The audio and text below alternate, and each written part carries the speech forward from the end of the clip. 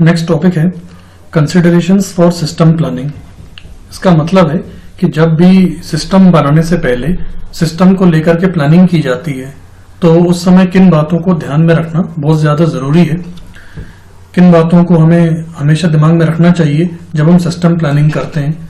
तो इन्हीं बिंदुओं को, इन्हीं पॉइंट्स को कंसिडरेशंस फॉर सिस्टम प्लानिंग कहा जाता है। सिस्टम प्लानिंग करते समय जिस फैक्टर को सबसे पहले ध्यान में रखना है वो है टेक्निकल फैक्टर। टेक्निकल फैक्टर का मतलब होता है तकनीकी कारक। टेक्निकल फैक्टर सिस्टम जिस टास्क को करने के लिए बनाया जाता है या सिस्टम जिन चीजों को अचीव करने के लिए तैयार किया जाता है, सिस्टम के उस टारगेट को अचीव करने के तरीके को ही उसकी टेक्निक कहा जाता है। टेक्निक का सीधा सा मतलब है जो जिस काम को करता है उसके काम करने का ढंग ही उसकी टेक्निक है। जैसे क्रिकेटर किस तरह क्रिकेट खेलता है वो उसकी टेक्निक है, प्लम्बर किस तरह से अपना काम करता है वो उसकी टेक्निक है, या इलेक्ट्रीशियन जिस ढंग से अपना काम करेगा वो उसकी टेक्निक है। तो उसी तरह से कोई भी सिस्टम के काम करने का उसका अपना ढंग, उसका अपना तरीका ही उसकी तकनीक कहलाएगी। तो यहाँ सिंपल सी बात यह है कि जब कभी सिस्टम को लेकर प्लानिंग की जाती है तो सिस्टम के काम करने का ढंग उसका टेक्निकल फैक्टर कहलाएगा, उसके कार्य करने का तरीका ही उसका टेक्निकल फैक्टर कहलाएगा।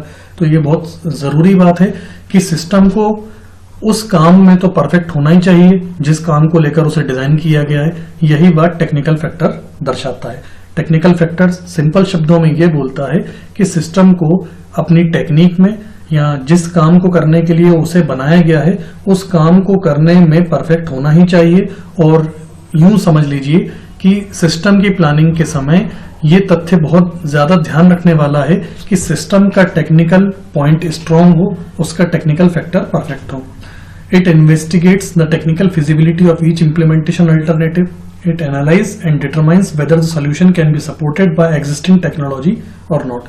इसका मतलब यह है कि उस समय हमें ये एनालाइज कर लेना चाहिए कि जो भी सिस्टम हम बना रहे हैं उससे जो हमें सॉल्यूशन प्राप्त होगा वो एग्जिस्टिंग टेक्नोलॉजी को सपोर्ट कर रहा है या नहीं कर रहा है, या जो भी वो टेक्निकली परफॉर्मेंस देने वाला है वो टेक्निकली उन चीजों को जो इसमें जो रिसोर्सेस हम सिस्टम में यूज कर रहे हैं वो सारे रिसोर्सेस उस टेक्नोलॉजी को सपोर्ट करेंगे या नहीं।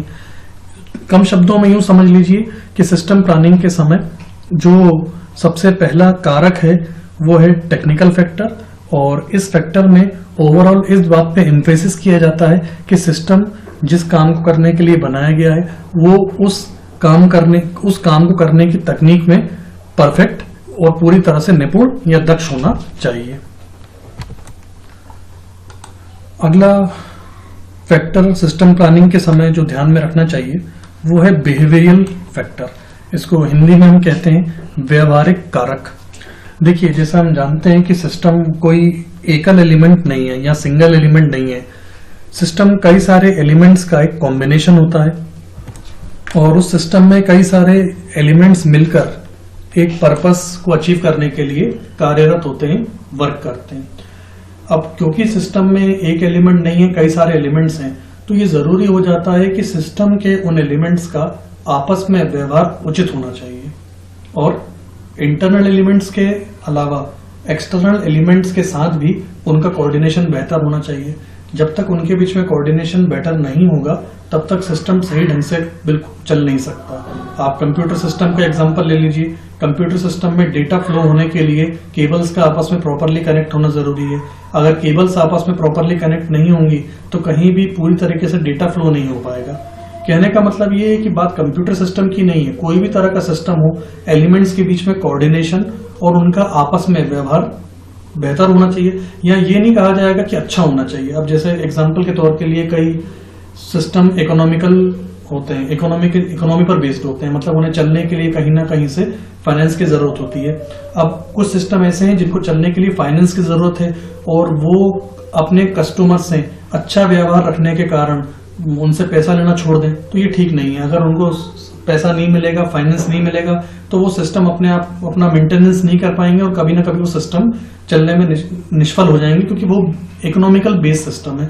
तो यहाँ पर ये कहना कभी भी ठीक नहीं होगा कि बिहेवियरल फैक्टर बहुत अच्छा होना चाहिए। अच्छा होना चाहिए, बट सिस्टम के रूल्स को लेकर कॉम्प्रोमाइज नहीं होना चाहिए। या ये कहना ठीक होगा कि सिस्टम के एलिमेंट्स का जो भी बिहेवियर है वो उचित होना चाहिए और उनका कोऑर्डिनेशन आपस में बेटर होना चाहिए, भले इंटरनल एलिमेंट्स के साथ हो या एक्सटर्नल एलिमेंट्स के साथ। ओवरऑल ये कहा जा सकता है कि अगर सिस्टम के एलिमेंट्स का बिहेवियरल फैक्टर ठीक नहीं होता है तो कहीं ना कहीं उनमें कोऑर्डिनेशन की कमी होगी, आपसी समन्वय की कमी होगी, और वो सिस्टम के पतन का कारण बनता है, सिस्टम के टारगेट्स को अचीव नहीं करने का कारण भी बन सकता है।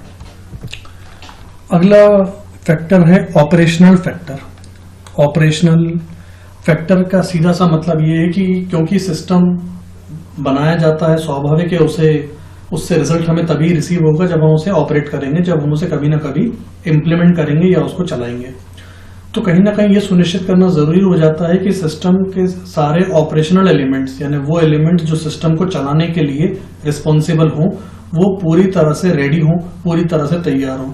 यहाँ पर मैं लीडरशिप क्वालिटी की बात भी करना चाहूंगा, क्योंकि सिस्टम कई सारे एलिमेंट्स का कॉम्बिनेशन है, तो यहाँ पर ऐसे एलिमेंट्स का होना भी जरूरी है जो लीडरशिप का काम करें।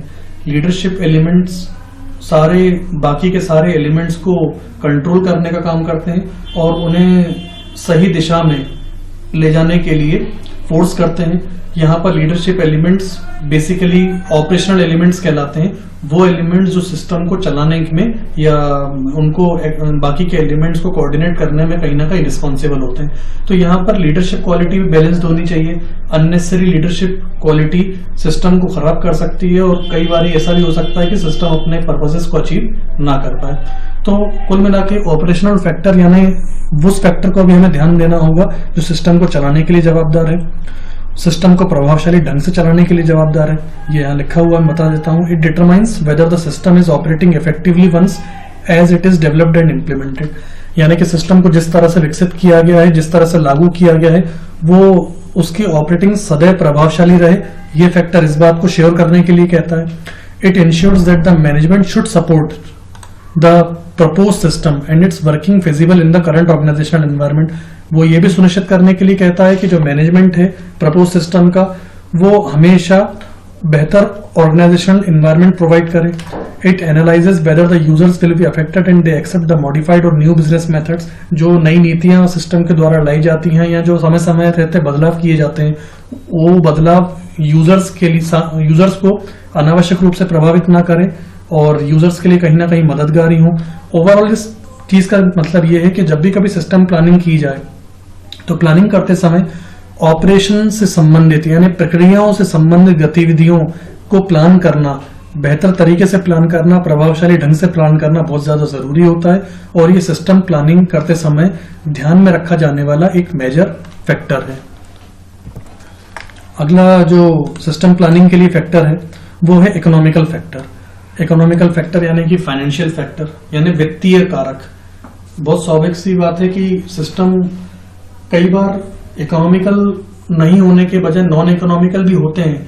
नॉन इकोनॉमिकल होते हैं, नॉन प्रॉफिट बेस्ड भी हो सकते हैं, लेकिन फिर भी उनको चलने के लिए कहीं ना कहीं फाइनेंस की जरूरत होती है। देखिए कई बार हम बोलते हैं कि नॉन प्रॉफिटेबल ऑर्गेनाइजेशन है। नॉन प्रॉफिटेबल ऑर्गेनाइजेशन का मतलब ये होता है कि वो संस्थान पैसा नहीं कमाएगा, प्रॉफिट नहीं कमाएगा, लेकिन फिर भी उसे चलने के लिए कहीं ना कहीं फाइनेंस की आवश्यकता होती है। तो इकोनॉमिकल फैक्टर बहुत ज्यादा मेजर रोल प्ले करता है सिस्टम को सही तरीके से चलाने में, क्योंकि देखिए सिस्टम एक बार बनाना ही काफी नहीं होता, उसे लगातार रखरखाव की, मेंटेनेंस की जरूरत होती है और मेंटेनेंस करने के लिए कहीं ना कहीं इकोनॉमिकल फैक्टर ये रोल प्ले करता है, मेजर रोल प्ले करता है। और कई बार सिस्टम में को डिजास्टर फेस करने की भी आशंका होती है। जैसे आपने कभी सिस्टम बनाया, सिस्टम आगे चल के फेल भी हो सकता है, उस पर कई तरह के डिजास्टर्स भी आ सकते हैं। डिजास्टर का मतलब होता है आपदा। जैसे कई बार हम देखते हैं कि कुछ समस्याएं, जैसे कोई हमने मशीन बनाई लेकिन उस मशीन में कोई समस्या आ गई, तो और ऐसी समस्या जिसको हमने पहले कभी प्लान ना किया हो या जिसके बारे में कभी सोचा ना हो, तो इस तरह की जो समस्याएं जो हमने कभी प्लान नहीं की हो और वो समस्याएं आना, ये आपदा कहलाती हैं, डिजास्टर कहलाती हैं। तो उन डिजास्टर्स को फेस करने का एक ही तरीका है कि सिस्टम का फाइनेंशियल फैक्टर स्ट्रांग हो, सिस्टम इकोनॉमिकली स्ट्रांग हो, वो इस तरह के डिजास्टर्स को फेस कर पाए। ओवरऑल कहने का मतलब यह है कि जब भी कभी सिस्टम की प्लानिंग की जाए तो वित्तीय पक्ष को ध्यान में रखना बहुत जरूरी है, इकोनॉमिकल फैक्टर को ध्यान में रखना बहुत जरूरी है। हम भी अपना घर का जब बजट बनाते हैं तो कहीं ना कहीं पर फाइनेंशियली हम लोग एक अमाउंट सेफ गार्ड रखते चलते हैं, ताकि कई बार ऐसी परिस्थितियां आती हैं जो हमने कभी प्लान नहीं की हों, तो उन परिस्थितियों को से उभरने के लिए, उन परिस्थितियों को मैनेज करने के लिए हम कहीं ना कहीं उस अपने सेफ फंड का यूज करते हैं। तो कुल मिला के बात ये कि जब भी कभी सिस्टम को प्लान किया जाए तो बाकी सारे फैक्टर्स भी अपनी जगह रोल प्ले करते हैं, और सबसे महत्वपूर्ण फैक्टर है इकोनॉमिकल फैक्टर, कि हम इकोनॉमिकल फैक्टर उसका साउंड रखें, बहुत बेहतर रखें, ताकि वक्त जरूरत पड़ने पर या स्पेशली कभी आपदा आती है तो उस आपदा का प्रबंधन करने में हम समर्थ हो पाए।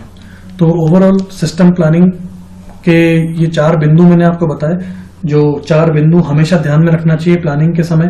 सबसे पहला मैंने आपको बताया टेक्निकल फैक्टर यानी कि तकनीकी कारक, इसके बाद बताया मैंने बिहेवियरल फैक्टर यानी व्यवहारिक कारक, तीसरा मैंने आपको बताया ऑपरेशनल फैक्टर यानी संचालित करने वाला तथ्य, सिस्टम को किस तरह से ऑपरेट किया जाए, और फोर्थ मैंने आपको बताया इकोनॉमिकल फैक्टर यानी कि वित्तीय कारक।